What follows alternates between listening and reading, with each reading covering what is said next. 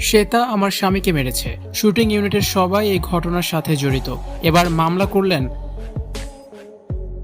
আমি অকালে বিধবা হয়েছি, আমার সন্তান বাবাহারা হয়েছে, আমি এর শেষ দেখে ছাড়ব। থানায় মামলা করতে এসে এমনটাই জানিয়েছেন অভিনেত্রী প্রিয়াঙ্কা সরকার। এবার মামলা করলেন রাহুলের স্ত্রী প্রিয়াঙ্কা সরকার। অভিনেতা রাহুল অরুণোদয় বন্দ্যোপাধ্যায়ের অকাল প্রয়াণের 6 দিন পর অবশেষে জনসম্মুখে এসেছেন তার স্ত্রী প্রিয়াঙ্কা সরকার। আজ বিকেলে রিজেন্ট পার্ক থানায় পৌঁছে রাহুল মৃত্যুর তদন্ত চেয়ে এবং নির্দিষ্ট প্রযোজনা সংস্থার বিরুদ্ধে এফআইআর দায়ের করেছেন প্রিয়াঙ্কা সরকার।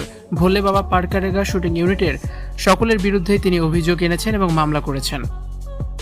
দীর্ঘদিনের জীবনসঙ্গী এবং ছোটবেলার ভালোবাসাকে হারিয়ে প্রিয়াঙ্কা সরকার যেন আজ সম্পূর্ণই বিধ্বস্ত।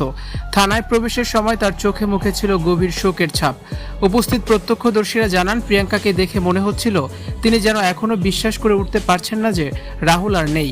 সন্তান সহজকে নিয়ে তার আগামী দিনের লড়াই এবং রাহুলের স্মৃতি সব মিলিয়ে এক হৃদয় বিদারক পরিস্থিতির সৃষ্টি হয় থানা চত্বরে।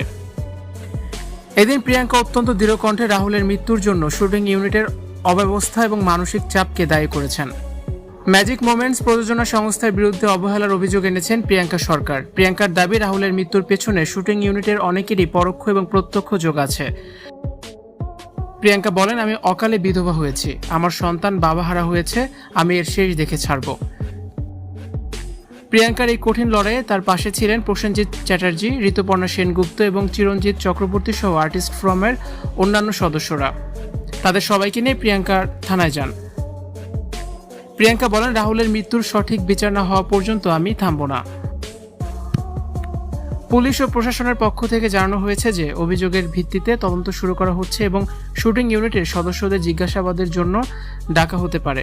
ভিউয়ার্স, স্বামীর মৃত্যুতে যে প্রিয়াঙ্কা এখনো পাথর হয়ে আছেন, প্রিয়াঙ্কাকে দেখে আপনাদের কতটা কষ্ট লেগেছে অবশ্যই কমেন্ট বক্সে জানান আর ভিডিওটি অবশ্যই শেয়ার করে দিন।